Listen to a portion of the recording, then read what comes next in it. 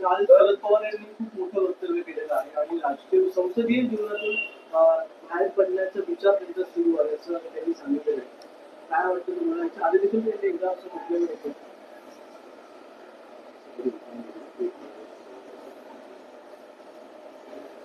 शरद पवार साहेब हे संसदीय राजकारणातले महामेरू आहेत, भीष्म पितामह आहेत. जवळजवळ 60 वर्षापेक्षा जास्त काळ ते देशाच्या संसदीय राजकारणामध्ये आहे.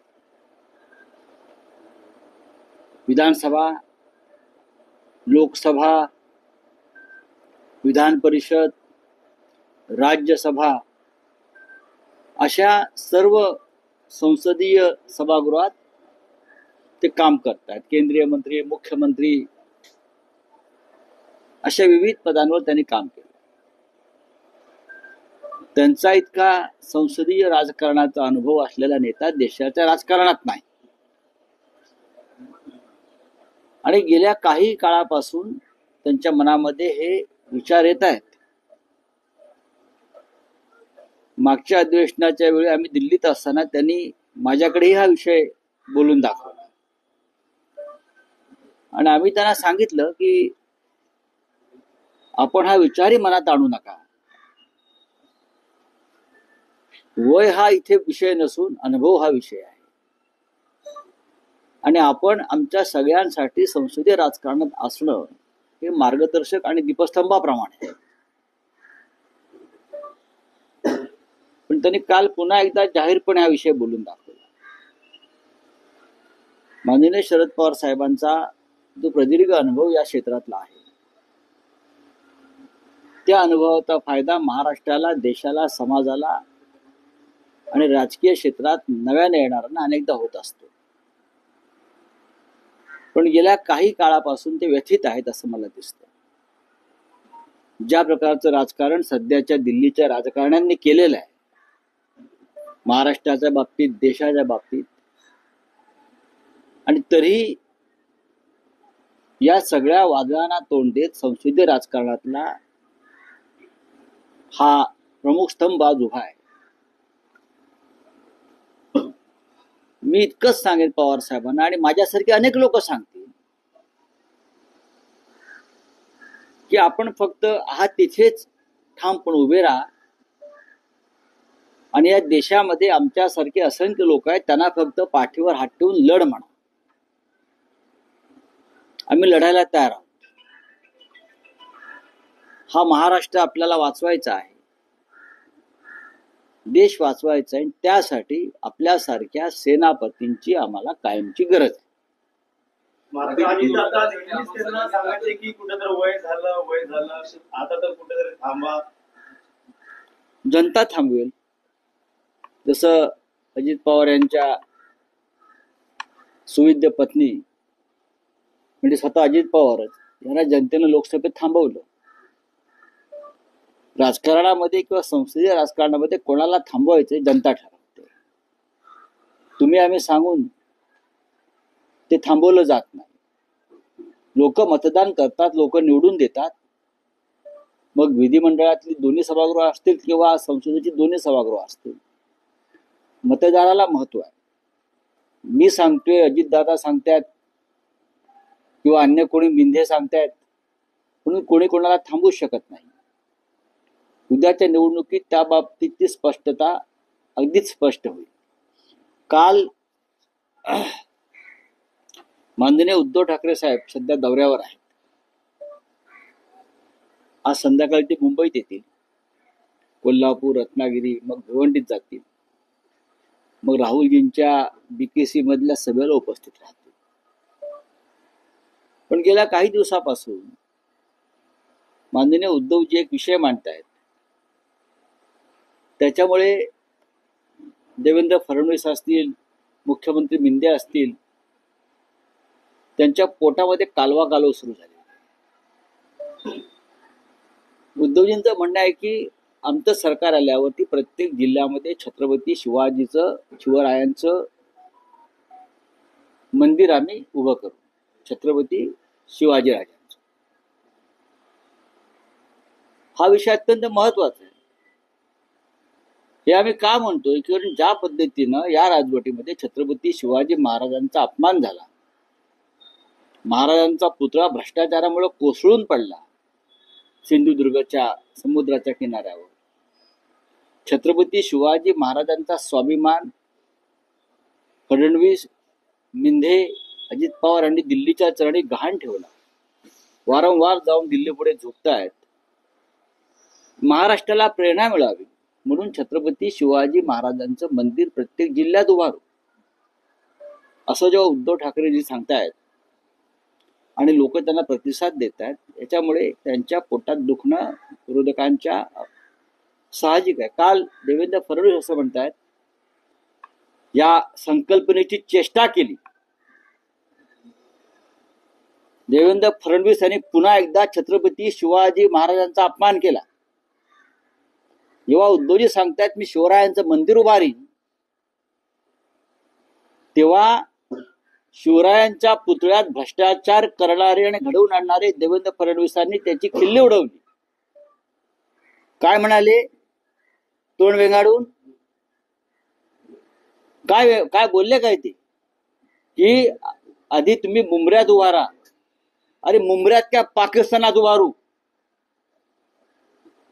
मुंबऱ्यात देवेंद्र फडणवीसना माहिती आहे का मुंबऱ्यामध्ये छत्रपती शिवाजी महाराजांचा किती मोठा पुतळा आहे? मुंबऱ्याच्या प्रवेशद्वारावरच. कधी गेलेत का मुंबऱ्यात? आहे ना, मुंबऱ्याच्या प्रवेशद्वारावर छत्रपती शिवाजी महाराजांचा पुतळा एखाद्या मंदिरासारखाच आहे. तुम्ही या देशातल्या मुसलमानांना बदनाम करताय. बटेंगे तो कटेंगे हे जे काय आहे ना, हे तुमचं चालत नाही धोरण. तुम्ही अशा प्रकारे राबवताय. तुम्ही शिवाजी महाराजांचा गैरवापर करताय. देवेंद्र फडणवीस तुमचे पूर्वज मोगलांची चाकरी करत होते आणि महाराष्ट्राची गद्दारी करत होते. इतिहास बघा. ही फडणवीसी महाराष्ट्रात दाखवू नका. या मराठ्यांच्या राज्यामध्ये, मराठी माणसाच्या राज्यामध्ये तुम्हाला शिवाजी महाराजांचं मंदिर आम्ही उभारण्याची घोषणा करतात, तुम्हाला त्रास होतोय, यातना होतायत. तुम्ही जरांगे पाटलांची चेष्टा करताय. तुम्ही मराठा आंदोलनाची चेष्टा करताय. तुम्ही छत्रपती शिवाजी महाराजांचं मंदिर उभारणार असं आम्ही सांगतो त्याची चेष्टा करताय. तुम्ही शिवसेनेची चेष्टा करताय, जी शिवसेना बाळासाहेब ठाकरेंनी शिवरायांच्या प्रेरणेतून उभी केली. तुमच्या मनामध्ये छत्रपती शिवाजी महाराजांविषयी इतका द्वेष का? याचं कारण तुमचं प्रेम महाराष्ट्रावर, छत्रपती शिवाजी महाराजांच्या महाराष्ट्रावर नसून तुमचं प्रेम गुजरातवर. आणि म्हणून त्या काळामध्ये जी शिवरायाने सुरत लुटली ना, त्या सुरतवर तुमचं प्रेम आहे. तुम्ही समुद्रात, अरबी समुद्रात शिवरायांचं स्मारक उभं करणार होतात. काय झालं? तुमच्या या चेष्टेखोर भूमिकेमुळे शिवरायांच्या बाबतीमध्ये स्मारक होऊ शकलं नाही. हे मी तुम्हाला स्पष्ट सांगतो. आम्ही तुम्हाला जिथे सांगाल तिकडे मंदिरं बांधून देतो. तुमची हिंमत आहे मंदिरात यायची? तुम्ही शिवरायांचे द्वेष्टे आहात. देवेंद्र फडणवीस हा माणूस या मराठी माणसाचा, महाराष्ट्रातल्या अखंड महाराष्ट्राचा आणि छत्रपती शिवाजी महाराजांच्या कार्याचा द्वेष्ट आहे. हे काल पुन्हा एकदा स्पष्ट झालं. आम्हाला आव्हान देता काय? मुंबऱ्यात मंदिर उभारा. आम्हाला लाज वाटते तुम्हाला? आम्ही मंदिर बांधतोय याची लाज वाटते का? शिवरायांचं मंदिर आम्ही बांधतोय, मंदिरं बांधतोय गावागावात, जिल्ह्या जिल्ह्यात. अशी माणसं या महाराष्ट्रात जन्माला आली आणि भाजपा त्यांना पोचताय. कुठून आले? गुजरातमध्ये औरंगजेबाचा जन्म झाला, त्याची फळं आहे ती, आणि ही फळं चाकत बसले. आम्ही सहन करणार नाही. रावसाहेब फडणवीस असंही म्हणतात की राहुल गांधींना सध्या शहरी नक्षलवाद्यांनी घेरलंय. राहुल गांधी काँग्रेसवाले. तुम्हाला अफजल खानाच्या लोकांनी घेरलंय म्हणून तुम्ही शिवाजी महाराजांच्या मंदिराला विरोध करताय. अर्बन नक्षलवाद नंतर बघू. हे विषय नाहीत निवडणुकांतले. छत्रपती शिवाजी महाराजांच्या मंदिराला देवेंद्र फडणवीस हा नतद्रष्ट माणूस विरोध करतोय, चेष्टा करतोय मंदिराची शिवाजी महाराजांच्या. मराठी माणसाने विसरू नये हे. तो कोणत्याही जाती धर्माचा, पंथाचा, पोट जातीचा असेल, मराठी म्हणून, हिंदू म्हणून देवेंद्र फडणवीस यांना जाब विचारावा लागेल.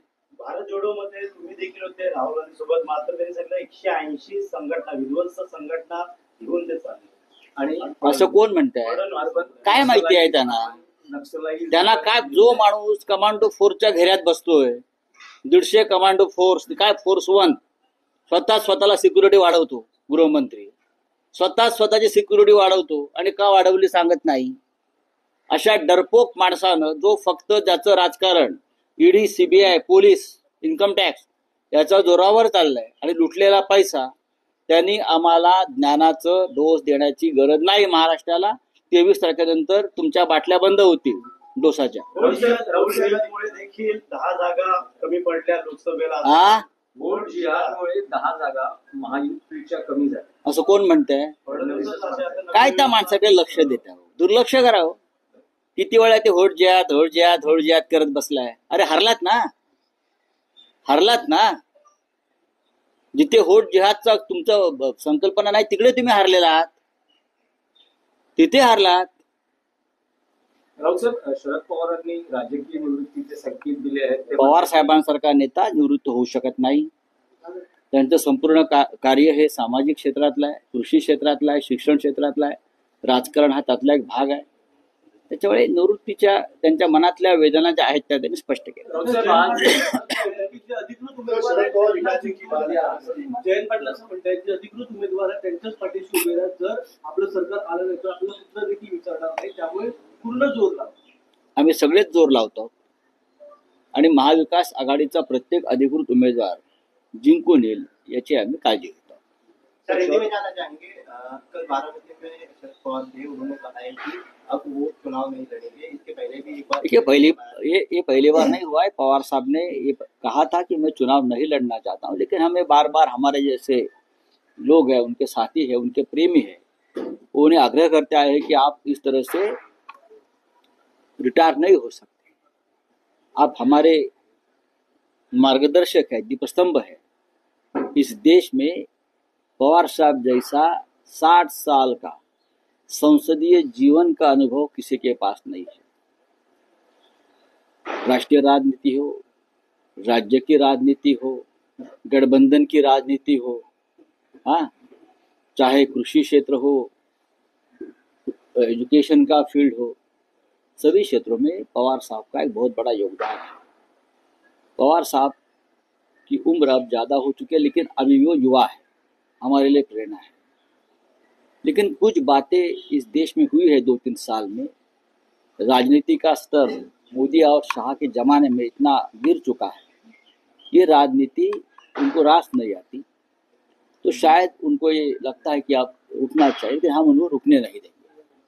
उद्धव ठाकरे ने कल कहा है कि हम छत्रपति शिवाजी महाराज का मंदिर बनाएंगे, लेकिन देवेंद्र फडणवीस तो कहते हैं कि पहले आप उमरा में मंदिर बनाकर दिखाइए. आप किस तरीके से देखते हैं? एक तरफ देखिए, देवेंद्र फडणवीस एक ऐसी व्यक्ति है जो हमेशा छत्रपति शिवाजी महाराज के बारे में अनाप शनाप बोलते रहते हैं. छत्रपति शिवाजी महाराज के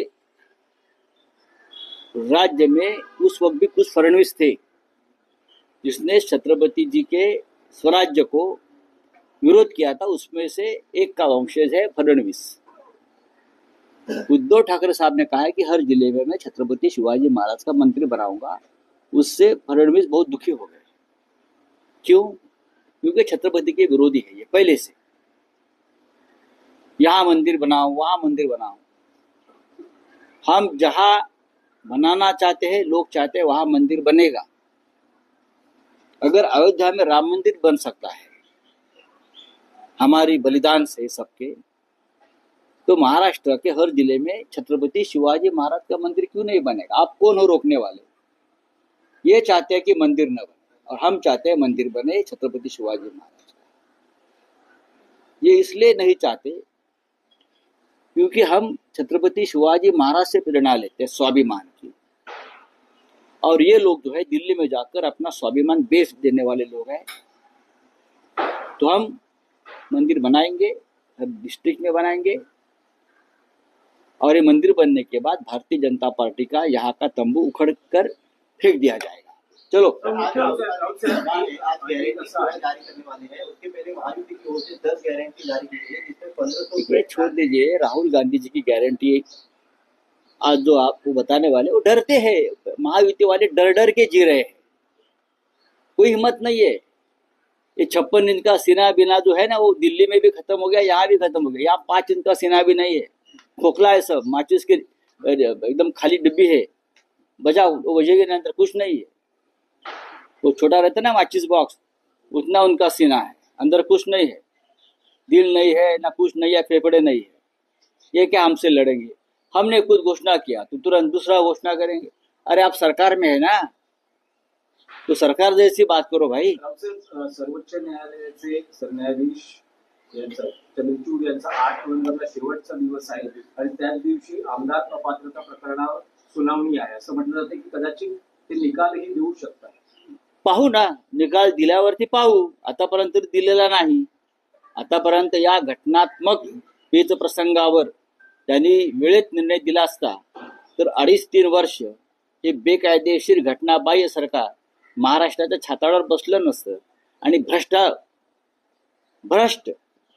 हे आमदार, हे सरकार भ्रष्ट मार्गाने आलेलं आहे. हे स्वतः माननीय सरन्यायाधीशांनी वारंवार सांगितलंय त्यांच्या कॉमेंट्समध्ये. तर हे सरकार अशा पद्धतीनं चालवता आलं नसतं. पण राऊसाहेब, आपल्या कार्यकाळाच्या शेवटच्या दिवशी तरी सरन्यायाधीशांनी यावर निर्णय द्यावा अशी तुमची अपेक्षा आहे? शेवटच्या काळात का आधी देता आला असता? पण आता तर शेवटचा दिवस आहे 8 नोव्हेंबर, त्या दिवशी आता असं आहे की त्यांचा शेवटचा दिवस गोड व्हायचा असेल आणि त्यांना कुठे आंतरराष्ट्रीय नियुक्ती हवी असेल तर ते सरकारला हवा तसाच निर्णय देतील असं मला वाटतंय. आतापर्यंत त्यांनी तसंच केलेलं आहे ना. भरोशाच्या म्हशीला टोणगा तसं झालंय त्यांच्या बाबतीमध्ये. राऊसाहेब, आणि आशिष शेलार असं म्हणतात की आम्ही कोणाचाही पक्ष फोडला नाही, तर त्या पक्षाला विश्वासघाताची किंमत चुकती करावी लागते. ठीक, मी ऐकलं, तुम्ही बोललात, मी ऐकलं आणि सोडून दिलं. काय त्यांच्याकडे लक्ष देत आहे? त्यांची विधानसभेची जागा वाचवणार हवी. मुख्यमंत्री म्हणतात गहाण ठेवलेला धनुष्यबाण आम्ही खऱ्या अर्थाने सोडवलेला आहे आणि स्वतः गहाण राहिलो मोदींच्या पायाशी. बरोबर ना? आणि आम्ही स्वतःला गहाण ठेवलेला आहे मोदींच्या पायाशी. काय इतिहास! चला.